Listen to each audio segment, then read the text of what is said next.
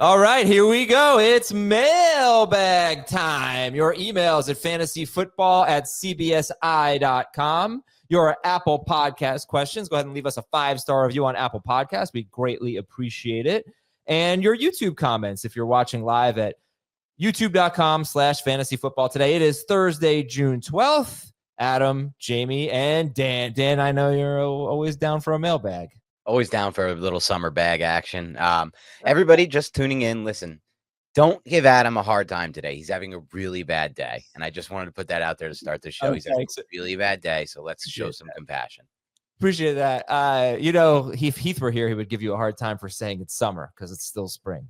This is not summer. June is an obvious summer month. June 20th is the first day. That's No. Anytime it gets to June, it's summer. I thought summer's after Memorial Day. It basically is. Right. Well said. Summer bag. Summer bag. But that's right. You think it's summer right now. That's why 11:30 is the afternoon. Anyway, how's it going, Jamie? I can't wait for Fantasy Cops. Oh, we don't have that on today's show. Well, you better. We got one for you. Well, listen, Jamie, pull it up. I want to hear about this. You know about it. Oh, actually, you probably I probably don't. Yeah. No, fine. Get it off your chest. And I'm just going to tell get it off your chest. Go ahead. And Dan, by the way, is completely oblivious to everything that happens in the Big Burger Dynasty League. I am. And yet my team is awesome regardless, but go ahead. You can't all of a sudden make your own rules about the IR spots. He's making up rules. I didn't make I was told that I had done this before. There's no way that I would have let this slide with you allowing this without saying something. So what do you try to do? What I try to put do players in IR spots that aren't officially on IR. All right, listen. Of course not. It's roster. Hold on. It's roster cut down day. Well, by Monday, we just did our rookie draft. And in addition to that, players who were on IR last year are no longer on IR. So a lot of us have, 7-ish players that we need to cut by Monday when Fab starts. So someone said you previously allowed some flexibility with putting players on IR, even though they're not officially on IR. Can we do that again with a guy like Tank Dell? So I said, yeah, sure. Tank Dell. When did you allow that to happen without? I've never. It sounds like something I would have done. And he's not ever happened. He's not lying. I mean, I don't know. He's not lying because I thought it was worked in the system, right? I thought it was not reasonable because there's so much gray area to this. But not with Deshaun Watson and Tank Dell. First off, Deshaun Watson benefits you, so you don't get to talk about Deshaun Watson. No, I didn't even think about Deshaun Watson. But it was the guys I said were who? Tank Dell and Jonathan Hill and Jonathan Brooks. No, Jonathan Brooks is officially out for the season. He has been placed on his PUP list by his team. Okay, fine. Honestly, I have no issue with you having an issue with the policy. You were a jerk about it. You could have done it in a nicer way. You could have said, I disagree with this. Where was I a jerk about it? Read what I wrote. You I said, can't really see him being I don't really. If you're putting players coming off an injury or dealing with an injury on IR without being official from the team, then you need to do it for every player without exception. Anyone who ended last year on IR or currently has an injury designation should be eligible then. Right. It was a little. How's that being a jerk? It was a little. Because you're just sensitive about it because it impacts you. No, he's trying to make. I'm not talking about Deshaun Watson. I'm talking about he was the commissioner. You're sensitive about it because it's something that you decided. I think you could have been a little bit more elegant and delicate. If you're setting, he's trying to make the point that if you're setting that at president, here's what could happen. Because the manager with Brandon Ayuk, that's a perfectly suitable example. Specifically said no to Brandon Ayuk. Right. If you now we're arbitrarily decide players that can when Ayuk is going to play. Crazy. No, because we know there's a difference between Tank Dell and Brandon Ayuk. Fine. Honestly, if it was a bad policy, it was a bad policy. I didn't like the way you like one-upped me, put me in my place, and made the rule. That's what I didn't like. You could have done it differently. And you're sensitive today because you're having a bad day. Yeah, a little bit. So don't take that out on me. No, I'm not taking that on you. I just think I think the reality is if he's not on IR, technically by the site, he can't go on IR. And I don't know why you ever let that happen right now. Even if there's that's it. Then there's no IR right now. Hold on. This is part of the game we play. We have to manage our rosters. I get it, but people are going to have to cut players that they really don't want to cut. That's the rule. Sorry, that's part of the game. Yes. That's a tough IR spot for somebody in the middle of the offseason. That's crazy. And quite frankly, First of all, we're talking about season. The season restarted. Talking about a handful of players that might qualify for Okay, this. so again, you have Brandon Ayuk. Fine. You have a guy coming. Bad policy. I'm glad I didn't see any of this because I would have forget about Ayuk. You have a guy coming off an ACL tear. You don't know when he's going to be ready. Fine. Bad policy. I admit it. Fine. I didn't like the way Jamie went about it. I thought you were overruling me as commissioner. It wasn't your place. You could have voiced your opinion. I would have taken it into consideration. I probably would have changed my mind. I thought you were kind of a jerk about it. And honestly, I'm freaking tired of this league. Everybody's just always looking on me, telling me what to do. You should do this. You should do that. Honestly, we don't need to have a rookie draft the first week of June. Oh my God. Why did I let everybody pressure me into that? You know what? J.K. Dobbins was out there as a free agent. We should have waited for him to sign. We should have waited for Nick Chubb to sign. Then we should have done our freaking rookie draft. But I'm always listening to everybody else instead of putting on my commissioner hat. You know what? People, if you elect a commissioner, or if you have a commissioner, forget about elect. If you have a commissioner, sometimes what the commissioner says goes. And if you're in the Big Burger Dynasty League, today is June 12th. 2025, you've got a new commissioner. You had old Adam previously. Now you've got new Adam. And I'm putting on the commissioner hat, and I'm making some decisions. Our email of the day, one of the best rants I've ever heard from you. I'm so Our happy email of the day comes from Anthony. I can't stop smiling. Okay. So good. Anthony P. Now, listen, this is a much more serious subject here. Oh, you were serious, by the way, but that was not a joke. A much more serious subject here from Anthony P. Because, guys, Draftathon is coming up. This is where we raise money. 2 years in a row, we've gone over $100,000 for St. Jude. Anthony P. says, I wanted to take a moment to express how you all make a difference. A year ago today, well, he wrote this 2 days ago, June 10th, 2024, my younger brother, Jesse, had brain surgery to remove a tumor. Thank God it was successful. After a day of being out of commission, he started having conversations with his family. His first conversation with me in his hospital bed was about fantasy football. He said to me, I need to get caught up with fantasy football today and the fellows. It was awesome. He soon returned to work and is in great health today. Also, he won our league last year. Let's go. That's awesome. That is a great story. I love that. The first thing he's thinking about is, what is Adam ranting about today? And is it the Big Burger Dynasty League again? But thank you so much. Obviously, that's awesome to hear. And that goes a lot into what we try to do in the summer with the St. Jude Draftathon. So anyone listening who enjoys the show, I think definitely take part in it this year if you haven't already.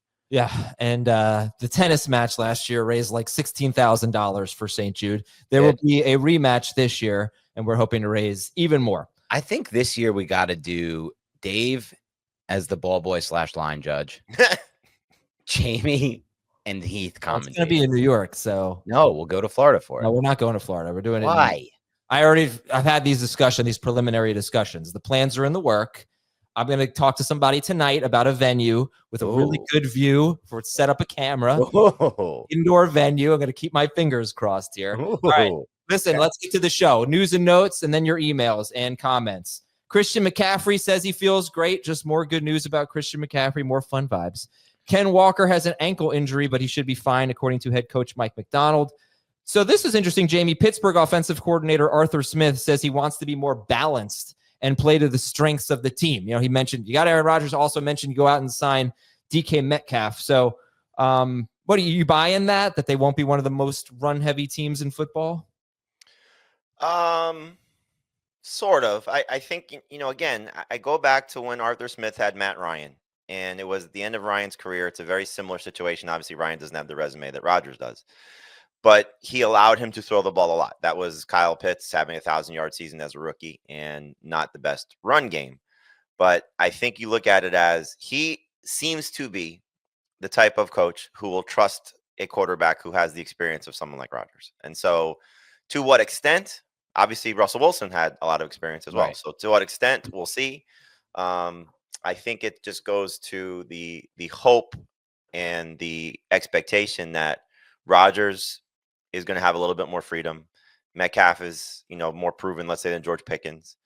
And maybe it's also a wait and see sort of situation of, can Caleb Johnson do the similar things that Najee Harris did? And what I mean by that is the veteran things that, coach likes to see. So I'm sure it's sort of an open canvas for the Steelers because you have a new quarterback, new running back, new receiver in place, and maybe Arthur Smith is gonna just sort of change some of his, terminology and approach and all those things. But I would be shocked if all of a sudden they morph into a, heavy pass team comparatively. More balance makes some sense. Laughing at this comment about my rant.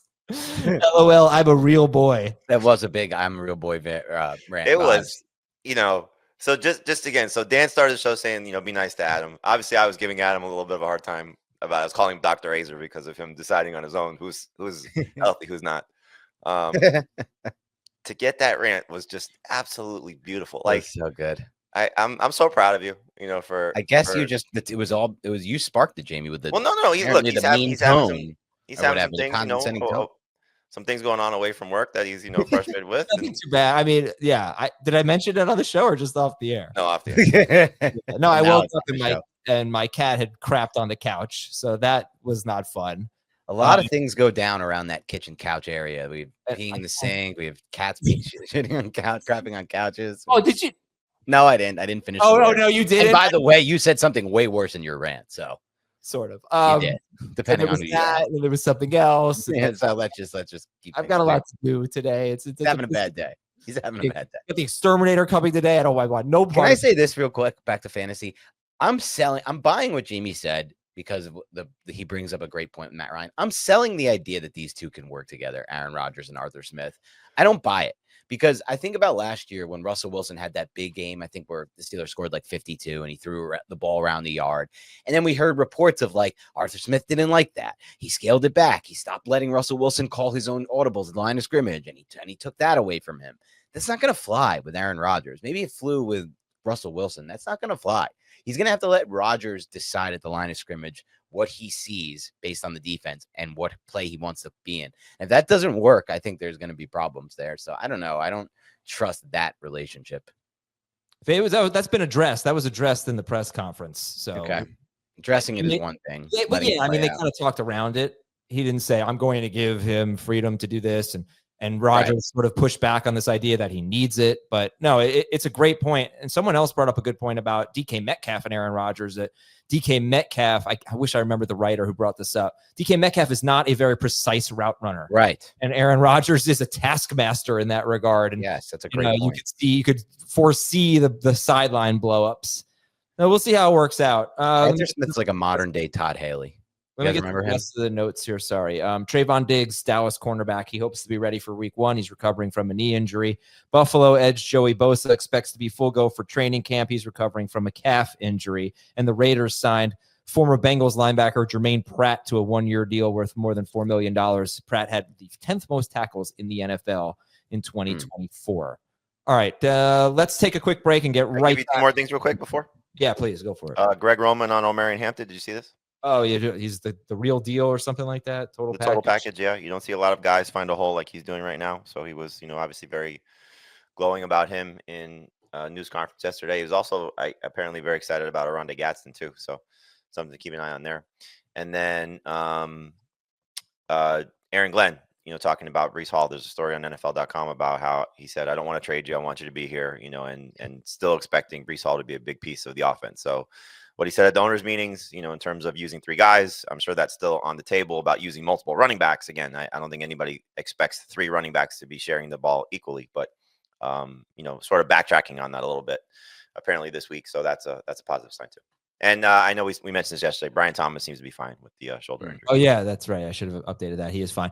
He seems to be fine. And Jamie, your equivalent of Tyreek Hill is my Tyreek Hill. Tyreek Hill to me is like Oronde Gadsden to you. Did I bring him up a lot? No, you don't bring him up a lot, but I know you love him, and I know that you will bring him up whenever given the opportunity. I like it. That's just an Oronde Gadsden senior thing for Jamie. He liked his dad. All right, we will be right back after this with your emails at fantasyfootball@cbsi.com. When you need your sports news all the time, we've got breaking news to bring to you. CBS Sports HQ gives you a snapshot of all the sports that matter to you. When you need your sports in a snap, find it on CBS Sports HQ, streaming free anywhere you are. First email is from Colby. I can't wait to watch back this episode. He says, well, what's bothering me about this episode is that when I read Jamie's message that he sent to the league that set me off, really didn't sound bad. I should have done it. Yeah, you read that so poorly. It didn't sound bad at all. I thought he was going to say something mean or like, kind of personal. None of that. I just felt like he could have voiced his opinion and said, I think you should do this, or instead of just being. I think what really happened is people have been getting on you like over time, and it's been a buildup, and that was just like the tip of the ice. I think that's what really set you over. I think that's what it was. Sometimes I can't stand this league, but I understand. But I do love it. I do love it. Being a commissioner of a dynasty league is actually, it's a lot. There's a lot going on. All right. Being commissioner is one of the most thankless jobs, being a fantasy football commissioner. Yeah, Jamie hasn't said thank you once. Let's say that. I say thank you to you all the time. Not about being a commissioner. I love you as a commissioner. The question from Noah, he says, Dear Mike, Jonathan, Colby, and Ozzy. Mike, Jonathan, Colby. Dan. They're all Survivor characters. Yes, good for you. Wow. I know we say this every year. Side note, I don't think we do. I hope we don't. But due to the historically deep running back class, is this the year to invest in early wide receivers and tight end quarterback and basically go 0 RB? I don't know if you necessarily have to go 0 RB. We've illustrated a lot, and this is, an awful use of the exercise, in my opinion, because average draft position now is not truly indicative of what it's going to be in a month and a half or when summer actually is here. But I think in terms of where we're seeing a lot of these running backs come off the board, and if you like some of these running backs, so like if you feel comfortable with where Caleb Johnson and Quinshon Judkins and, the sliding scale of those guys, Isaiah Pacheco and Tony Pollard, and, these guys that still have a chance to be, top 20 caliber running backs. Throw Brian Robinson in there if you want to, the Giants backfield, again, however you feel about them, forget it. Ramondre Stevenson, Rashad White, those type of guys. Like you can, in my opinion, go hero RB, take a guy early, whoever you feel the most inclined to take in rounds 1, 2, or potentially 3, and then wait for a very long time. And then just start, throwing darts at the wall of, whichever of these running backs that you think can sort of eventually hit or backfill your roster here. But I like the strategy of getting a couple of top 10 wide receivers early if you can, and not necessarily focusing on running back early, because I think the talent pool is so deep. And even with these muddy backfield that we're going to see, someone is going to emerge, most likely these rookies, and you're going to get a lot of good value late. Okay. Got a comment from Dave Richard. Greetings from a beach. Should I draft Mac Hollins or Alama Zacchaeus? Dave is in the chat. Give me Eli Moore as a sleeper breakout. Look at that picture. That picture of Dave is very old. Yeah, it's pretty old. But you could take that picture of Dave and say it was from 2002. That is true, actually. He or 2022, and you would not know the difference. He has not aged. He's barely aged, but this is egregious. This is too young. Well, it's just the hair situation, I think, that you're looking at. A little bit, yeah. All right. Let me say one thing about the question to answer that. I will say this. After doing a lot of research into this, and then we also had 2 different guests on, Nate Tice, Rich Rebar, last year on Beyond the Box Score with Jacob Gibbs. There is an obvious and definite shift in the NFL with all these defenses now almost 90-95% playing some version of the Vic Fangio defense with 2 high shell, where teams are just going to continue to run the ball and throw the ball to the running back short in that short area where they can create space and create yards. And we saw it happen last year. And it's the reason why last year was the worst, in my opinion, 0 RB year that I remember in a while. I don't think that's going to change. There's no reason for coordinators. There's still a lot of these coordinators are that same mold from that same tree. And there's no reason to allow these quarterbacks like Mahomes and Burrow to have single high safety looks. So I still think running the football is going to be the best option for a lot of teams in a lot of situations. So I want to bake that into my strategies here. I said I would do it midseason last year, and I'm going to do that this year, despite the question, which is right, which is from a scarcity standpoint. Yes, I want to get my receivers early and I could wait at running back, but from the idea of who's scoring fantasy points on a weekly basis with passing yards way down, I want to get those running backs that are talented. All right. Next question is from Curtis. He says, Dear AJ, Michael, Noah, and Nick. AJ, Michael, Noah, and Nick. No shot. These are Seahawks tight biblical ends. Names. Seahawks tight ends. Say it again. AJ, Michael, Noah, and Noah Nick. Fant, AJ Barrett, or something. They don't even have Elijah on there? Come on now. These are old Seahawks tight ends? I don't even know. I was very worried about Mark Andrews coming into this year after he struggled early last year, and Isaiah Likely seemed to be a rising player and got a lot of buzz this offseason. So I decided to do some research and found this after I did some Azer statting, and I'd love to hear more about the two of them from you guys on the podcast. He didn't tell me what he found when he Azer statted. Keep up the good work. All right, I'll give you some stats, not Azer stats, actually a little bit. So Isaiah Likely missed one game last year. And Andrews had a big game. He had 7 targets. He had 18.8 PPR fantasy points in a big Lamar Jackson game against the Bengals. So if you look at the other games that they played together, which would have been, I think, 18 games, including the playoffs, their stats, some of them are incredibly similar. So every game that Mark Andrews and Isaiah Likely played together last year, including 2 playoff games, 72 targets, 369 routes for Andrews, 67 targets, 350 routes for Likely. Almost the exact same amount, almost the exact same target per route run rate. 14 red zone targets for Andrews, 13 for Likely. Likely had 2 more green zone targets. They both had 10 end zone targets.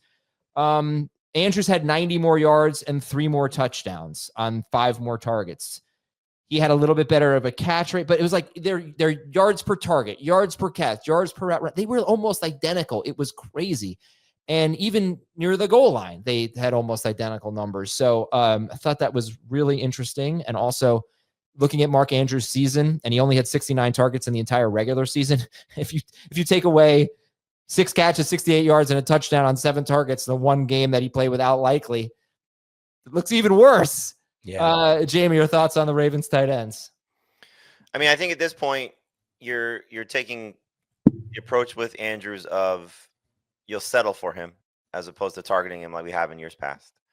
And he may end up being a great value pick. I mean, we've been drafting him for years as a top 5 tight end, and now we're barely drafting him, I think, as a top 10 tight end, so he's not going to be in the top 5 guys unless somebody just reaches for him. So depending on where I think the top 4 are going to get locked in in some order, Bowers, McBride, Kittle, and Laporta.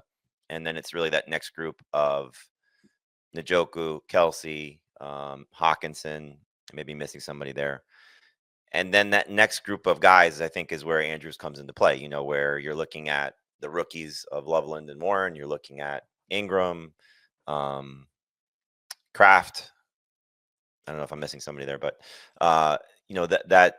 that next wave of tight ends. And, to me, Andrews is still, he's the bridge for me between the rookies and those other guys. Like, I would take Evan Ingram over him at this point. A lot of the guys I just listed. I just think that you're still going to get 8+ touchdowns from him if he stays healthy. Like, that's just hard to overlook with what his role is. And I do think we'll get a little bit of a bump in targets. I just don't think that's, given his resume, like that's going to happen. Now, the same thing with Likely is you're taking a flyer on him late because, oh my God, what if he hits? And what if he is, an all-pro, as Harbaugh is saying, and gets more opportunities? But you just paid Bateman. Flowers is entering his prime. You bring in DeAndre Hopkins. Like, it's hard to see all these guys putting up huge numbers, knowing how Lamar Jackson works. He spreads the ball around. He doesn't necessarily rely on one guy. So it's a touchdown dependent thing, which could obviously hurt everybody if you're not getting those touchdowns. Okay. Next email has some inaccuracies in it. It's from Rich. And he says, hey, since you said Dumb and Dumber was your favorite movie, I thought I would share. What's that? Who said that? Yeah, that I don't know. It's not my favorite movie. I do love it, but that's inaccuracy number 1. Here's a picture of me, and he put a picture in the email with Mike Starr, who is in Dumb and Dumber. He's the bad guy who eats the rat poison. And also here is Stephen Root, who played Milton in Office Space and was on news radio. So he has this random picture of him at a football game with the guy from Dumb and Dumber and the guy from I like it. He says Office Space is hilarious. And if you haven't seen that, Office Space is hilarious if you haven't seen that. So not exactly an inaccuracy, but if you think I haven't seen Office Space, you are really you don't know anything about me. Come on, dude. Office Space is amazing. I've even seen Office Space, and I've seen it multiple times. I've never seen Dumb and Dumber, though. What? Oh. Yeah. I told you I don't watch movies. Oh, my gosh. Yeah, I gotta watch it. I bet I'd like it. New Adam is not happy about this. Yeah. Neither is old Adam. Throw it to the list. Throw it on All the right. list. Curious what your opinion is on third round reversal. Oh, have you started The Sopranos yet? No. Oh, you're starting The Sopranos? Yeah, we made a deal. What's the deal? I've never seen the Office. So Okay. I'm gonna watch The Office. He's gonna watch Sopranos. Oh wow! I literally just started a rewatch of The Sopranos, and it was just as good. Adam, you're gonna love this. Okay. All right. Yeah. You know what? I'm gonna start it. Unbelievably good. I'm gonna try this weekend. All right. I'm gonna start it when I get a new background. It starts good too, so it's not a slow start. That's the good part. You'll get hooked immediately. All right. So he wants to know our opinion on third round reversal and something called rodeo style, where you randomize and then the first person gets to choose what spot in the draft they get, and second goes next. Oh, okay. I'll throw in to start. I love that idea. I'm so much a bigger fan of we randomize the order and then you get to choose where you want to draft in that order instead of you get the 1, you get the 2. I think it adds fun. I think it adds intrigue. Some people don't always pick the 1 or the 2. They go different spots. Some people like the back. So it just makes it more fun. So I like that. As far as third round reversal goes, I've played in it a bunch now via Scott Fishbowl. I think it mattered more. It matters more in super flex leagues to me somehow. No, because even in the non-super flex, I don't know. I don't love it. I don't like it. Yeah. You hate it, Jamie? Why do you hate it? I mean, first up, there's really not a format that I hate. It's just not something I prefer. Right. Well, I like trying, different leagues and different. You think it gives too much of an edge to the back end guys? I when we do third round reversal, I try and I can pick my slot. I usually pick like somewhere between 10 and 12. Yes, so I can get the third round reversal. Yes. Yeah. What about fifth round reversal? Let's try fifth round reversal. Right, that seems to me a little bit more fair. Like the third round, it just seems still too many valuable players. You're right. Okay, next up we have an email from Matthew. He says, "Hey, Adam, and Adam," and these are all Adams. Okay, I like that. But he didn't put new Adam in there though. Got some good comment. Real quick here. New Adam eats normal sandwiches. There's a new Adam in town, baby. New Adam is always polite. No way. Go ahead, Jamie. No, I was gonna say I think we should start like ranking our commenters in the chat. Like Johnny Airport is always Johnny Airport is he's 1.1. He's elite. All right, question from Matthew. But I mean, there's a lot of good ones. I don't want to just Yeah, no, there's a lot of good ones. But Johnny usually makes me laugh quite a bit. The chat's great. I thought you could save this topic for when you don't have any other good reason to bring Tyreek Hill up. Save the streak. I was very puzzled by the dink and dunk approach of the Miami offense last year. There are so many teams that take shots down the field with little chance of success just to keep defenses honest. You often see a backup quarterback, blah, blah, blah. And then you have the Dolphins. They deliberately don't throw downfield in order to execute some methodical and slow-moving offense. My question is, what's the difference between can't throw downfield and won't throw downfield? If I were the boss of the guy who made it the decision to not throw downfield, even though you have the perfect personnel, he would get a stern talking to at the least. Well, I think part of the problem with the question is they don't have the perfect personnel, which is why they didn't throw downfield. Their offensive line was terrible last year, and they didn't trust their offensive line. And more importantly, I don't think they trusted Tua to sit back there on 5 and 7 step drops, given his health and history, which I don't know how that improves moving forward. But maybe it was just an in-season thing, and they go into this year fresh and trust him to operate these 5 and 7 step drop backs. But they're risky with a bad O-line. And so personnel, when it comes to the deep passing game, yes, it is good to have Tyreek Hill and Jalen Waddle, no doubt. But you need an offensive line if you want to operate a deep passing game for the most part. There are exceptions to that rule. Pittsburgh did a good job of not having an amazing O-line, still a better O-line than Miami, and operating a deep passing game because they were run heavy. And if you bring a lot of bodies around the line of scrimmage via the run game, you can do that. But the Dolphins weren't really able to do that either. So isn't that just the way their style, their offense works? So I didn't really think they had the personnel to do it last year. I think it also goes to your comment about how teams are playing defense in the NFL, and it was the start of this, not the start of this, but I think the mass appeal of this was taking Tyreek Hill away from Patrick Mahomes, and then he goes to the Dolphins, and it's taking Tyreek Hill away from Tua Tagovailoa. And it is interesting, and you're not wrong, Dan, about protecting Tua Tagovailoa. I think people forget how he got hurt. He wasn't hurt getting sacked. He was hurt on a scramble where he tried to run through DeMar Hamlin. And so, like, you wonder if the philosophy just morphs a little bit, you know, and maybe getting back to who they were a year or two ago. Look, they would have been a playoff team if Tua stayed healthy, you know, and I'm sure that's the approach of, okay, well, they're not a Super Bowl team, but, you know, they were in the mix at the end of the season. If you recall, you know, they would, like, so many things had to happen for them to make the playoffs, you know, down the stretch. And then Tua had a hip injury and they shut him down. So I'm sure they, you know, envision themselves as a contender. The question is what kind of contender they want to be. And part of not only protecting Tua was getting the ball quickly was, you know, Adam, when you brought up the story preseason, it was also because their defense was on the field so quickly because they were making these big plays and scoring so fast. So it's going to be an interesting watch for the Dolphins and how, you know, we value their players, how their players obviously attack opposing defenses, what Mike McDaniel does to, you know, sort of reinvent the wheel a little bit for what this offense looks like. And maybe if they still trade Jonnu Smith, that's a big part of it. But I think you're looking at it, you know, to simplify it for our purposes, Tyreek Hill is going to be a very potentially great value pick.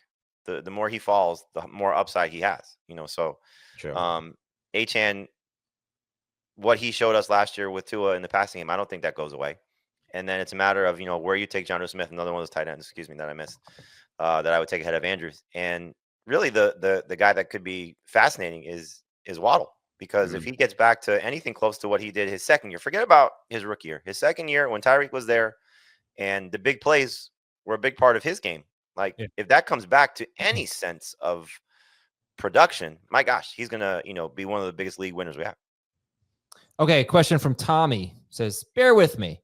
I see Omarion Hampton being essentially the same thing that J.K. Dobbins was when he came into the league. Talent evaluation, draft capital, and going to essentially the same coaching staff, but a different Harbaugh. An offense that Dobbins was drafted to be great in out of college. Can Hampton be what Dobbins could or should have been if he had stayed healthy? If so, is he being drastically underdrafted? Dan, what do you want? You want to take that one? You watch all the tape. Yeah, I mean, I don't necessarily see it with Dobbins and Hampton comparison. I think they're very completely different backs. Dobbins more built low to the ground, shorter back, runs with great pad level, really good at getting in and out of the cuts from a, you know, low center of gravity standpoint. Hampton more of a Jonathan Taylor type build, really big, high runner, but also, in my opinion, a more powerful after contact runner than Taylor, though Taylor is good at that as well. Maybe not as good of a long strider, but does have that ability as well. And a more natural pass catcher. When you watch the tape of Hampton at UNC, you would be surprised at how often they used him on arrow routes and how often they used him on 3 or 4 different routes out of the backfield and how natural he looked. He had only 2 drops in his career. He's going to be a much better pass catcher than people realize in fantasy. I think people have put this label on him as this, like, you know, Najee type, like plug and play, like Harbaugh power back, but he's actually a really uniquely good pass catcher for this style back, which I think helps his profile a lot. There's not much in his game that I don't think he can do. Dobbins was a good pass protector for his size, but he's not going to offer the same level of upside, just given the fact that he's not as big a body as Hampton. So no, I think Hampton is a totally different back. Hampton profiles to me a lot like Jonathan Taylor, but a better pass catcher. All right. We're going to take a break and come back, finish up with some emails, Apple Podcast questions, and save time for some YouTube comments. We'll be right back on FFT.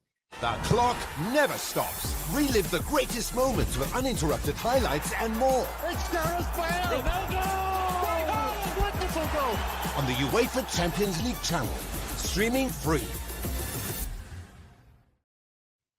All right. If I had responded to your email and said I was going to read it on the mailbag, some of these I'm not going to be able to have. Sorry, it's a new Adam. He's not reading it on the mail. Old Adam would have read it. New Adam doesn't have time today. I'm very sorry, though.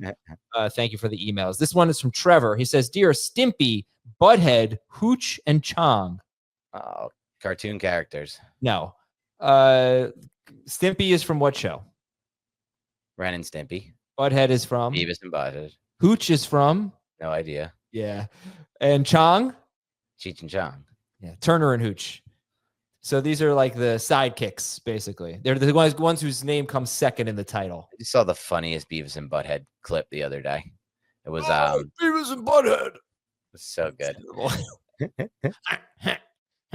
Go ahead. What was Just funny. They were in a classroom and the teacher was like, do you know what white privilege is and how you have white privilege? And they're like, what? And they find out they have white privilege. Then like the next scene is like them in the cafeteria cutting everyone. Sorry, move through. We got white privilege. So funny. That show, man, was amazing back in the day. I haven't watched the new ones much. All right. Give Jaylen Warren and a 2028 first for Ken Walker in half PPR. He would then not have first round picks in 2026, 27, or 28. One more time, Jaylen Warren and Kenneth Walker. For what? Wrong. Jaylen Warren and a 2028 first for Ken Walker. Oh, no shot. 2028? Oh, 2028. Wow. Yeah, but then he would be giving up his first round picks because he's already given up his first round picks in 26 and 7. Oh, he's one of those guys. He has Chase, Nakua, and Collins. He has Kyron, Montgomery, Pacheco. I mean, can't Thomas just ask us his questions personally instead of sending in an email like this? Yeah. What do you mean? Is Thomas just blowing up all his draft capital? Thomas said he hates draft picks. Oh. Respect that take. Actually, I kind of hate him in Dynasty. I would make this pick. They're overrated. I would make this. I wouldn't make this pick because I don't think Ken Walker is that good of an asset at all. I'm very down on Ken. We'll see. We'll hear about this on FFT and 5 on Express after this, but I don't really understand Kenneth Walker's even ranking this year for redraft. Oh, wow. What has he done to deserve that? He's done plenty. He flashes sometimes when he's healthy, and he's not even healthy a lot. But he flashes when he's healthy. Who do you think was better last year, James Cook or Kenneth Walker? Points per game. Was it Walker? No, it was Cook. It was Cook slightly. I like that. How you frame that. It was probably that. I mean, Walker had some blow-up moments, and he caught a lot of passes last year, and I think he did well in that regard. But I don't know, man. I don't see it with him. Yeah, so Jamie's talking about full PPR. In half PPR, right? Because he caught a lot of passes. It does not seem like it's going to carry over this year. They added weapons and it's a new quarterback. We'll see. James Cook, 1.3 more points per game than Walker in half PPR. It's a pretty big difference. Yeah. Full PPR, closer gap. All right, don't make the trade. All right, this is from Sam. 12-team Superflex Startup Dynasty tight end premium. First time doing a league like this, looking for advice for my first pick and possibly some draft strategy. All right, so what do you think? It's 12 teams, it's Superflex, and it's tight end premium. Startup Dynasty.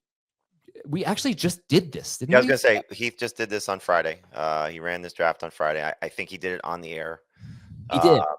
Last Friday, which explains his auto pick of when he took 4 quarterbacks in a row. Yeah, so you know what? I'm gonna save time, and I'm just gonna say, check that episode out. Check that episode out. Go to youtube.com/fantasyfootball today. It's from last Friday. That would be June. You also find the results, which will be valuable for you just to use as you go through the draft. Yeah. My quick advice would be quarterback early still. New Adam hates Tyreek Hill. I don't know about that. All right, I think me and you will be the high drafters on Hill this year, Adam and McCaffrey. Yeah, I know. I thought about that, but then I was like, do I really want both of them? No. That feels like a risky start. But if you get both of them, there's so much upside. I have them both in a Dynasty League, which has obviously brought me a lot of success having them. And it's like, I thought last year, okay, I'm going to squeeze out one more season. And it was frustrating, clearly.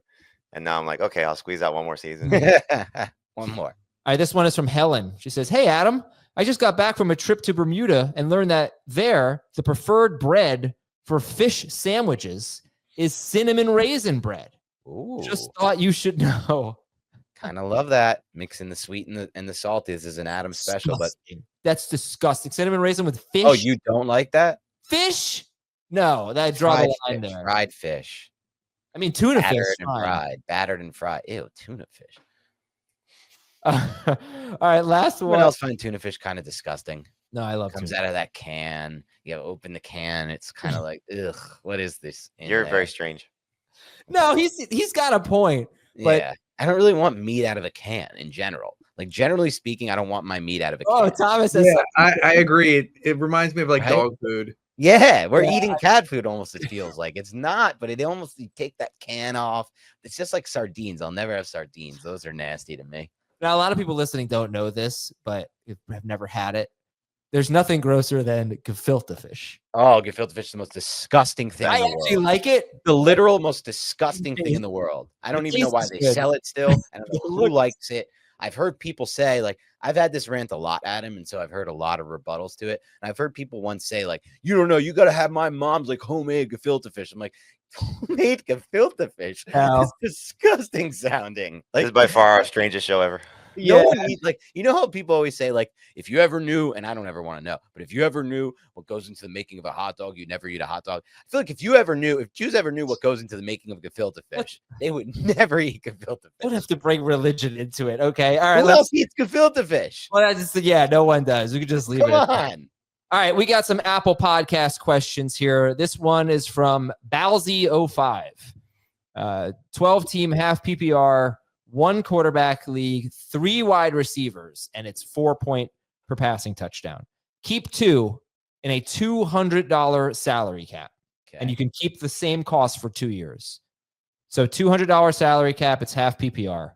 Malik Neighbors for $26, Brock Bowers for $14, Jamison Williams for $14, Evans for $12, Jaden Daniels for $2. 1 QB, right? 1 QB, but it's 4 point per passing touchdown. Yeah. Oh, this is tough. It's Neighbors, Bowers, and Jaden for me. It's down to those 3, obviously, for me. Clearly, I'm getting rid of Neighbors there. I'm going Bowers and Daniels. The value's too good for those guys. I think you're right, but I mean, the fact that you're keeping Daniels with even Neighbors at his cost is still a pretty good start. I know, and Neighbors. I think I might go Daniels, Neighbors.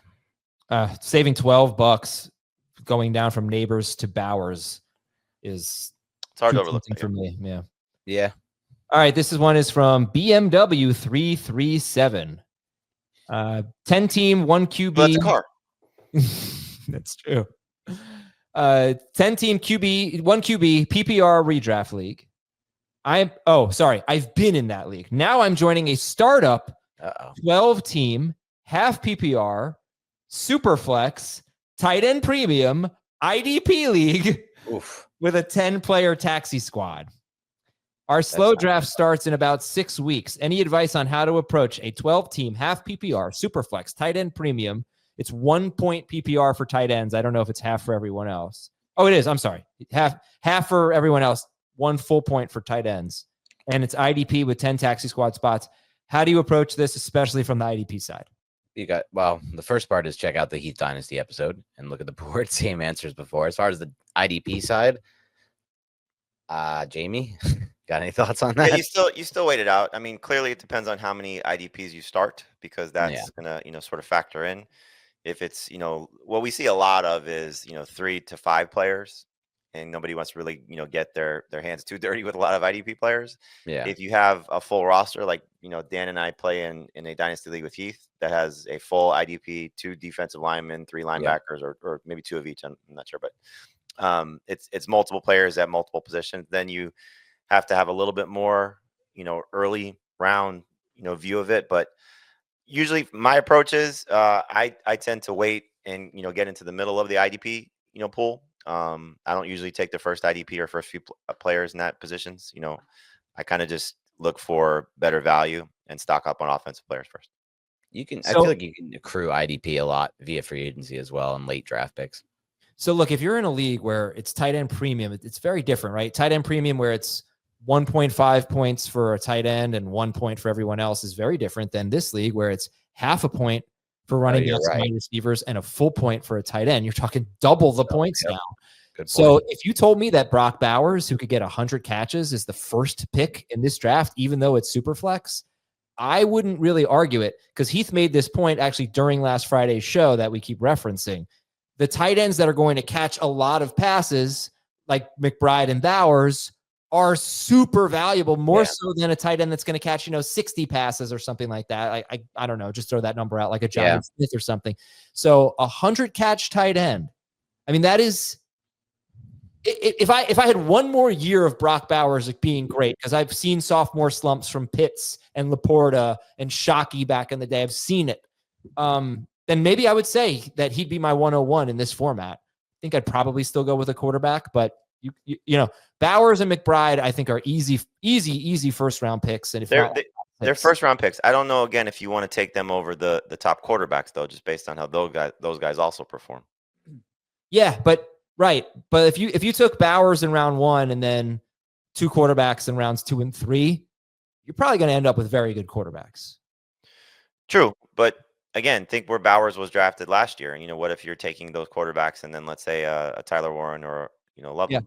Yeah, that's the wild card there. These rookie tight ends, especially the first 2. Okay.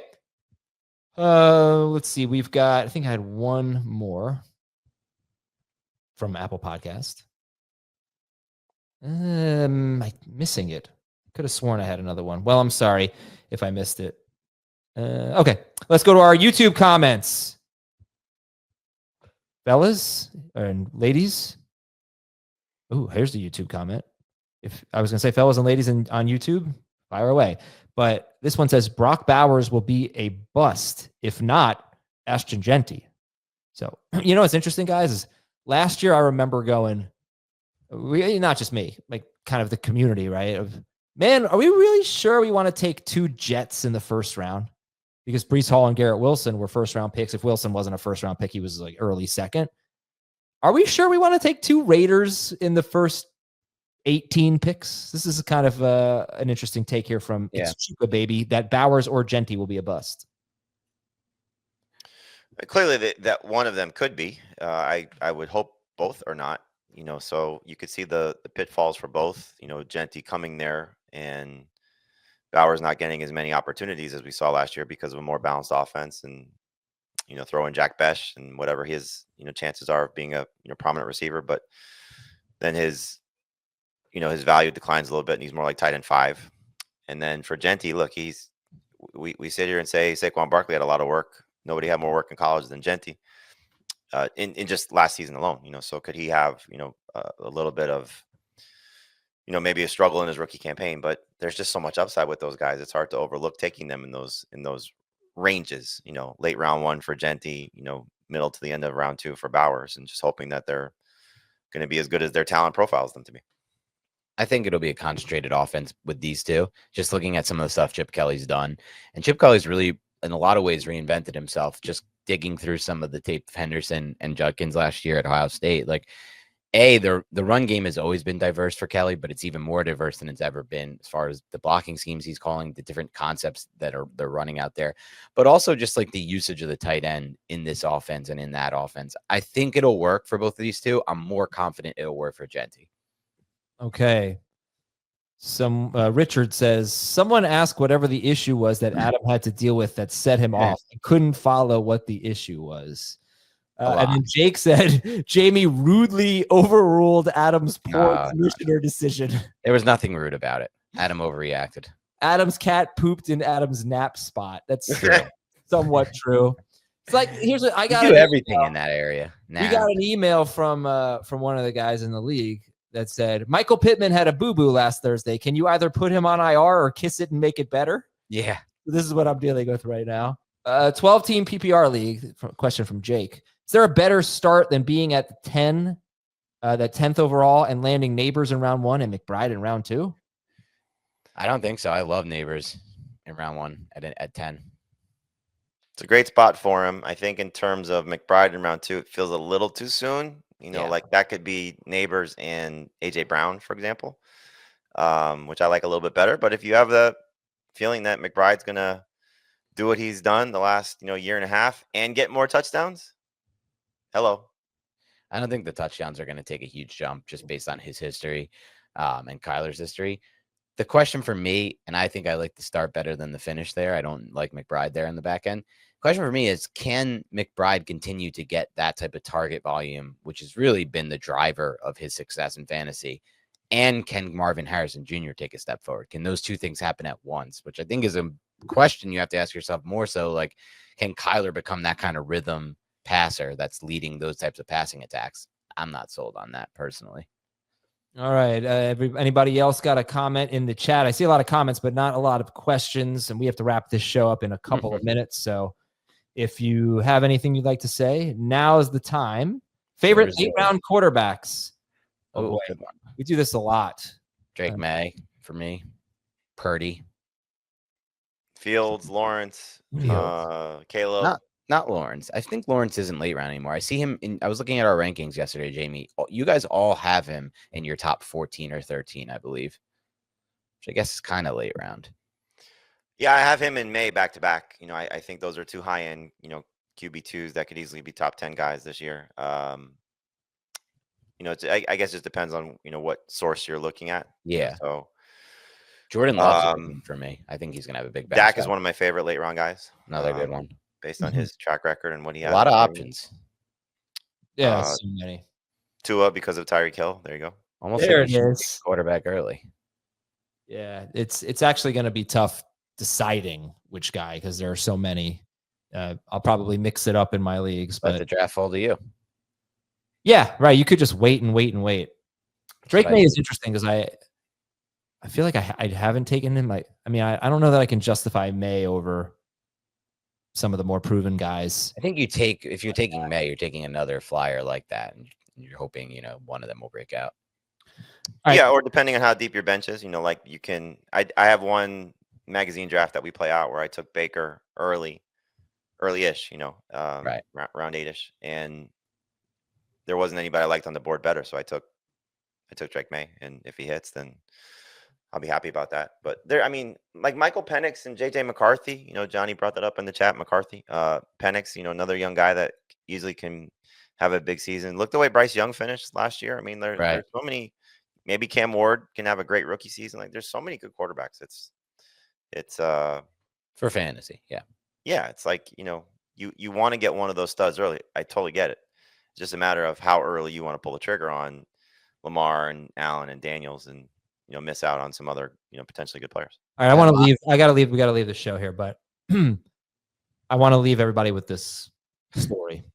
So last year, Dan and I played the tennis match, and what we did was we auctioned off for St. Jude spots in the Fantasy Football Today League, and basically you got to co-manage with us. So you could be on Team Dan or Team Adam, and whoever won the match got to swap picks in either the third or the fourth round. Fourth round, I think. Well, it ended up being the fourth round because you had an earlier pick in the first round and in the third round, and then you ended up with you had to swap picks with me in the fourth round. So you ended up with the fourth pick of round 4, and I ended up with the 7th pick of round 4, whereas it should have been reversed. Mm-hmm.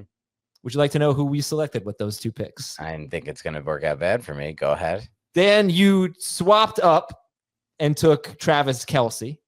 Okay. Whereas I was pushed down 4 spots and drafted Joe Mixon. Wow.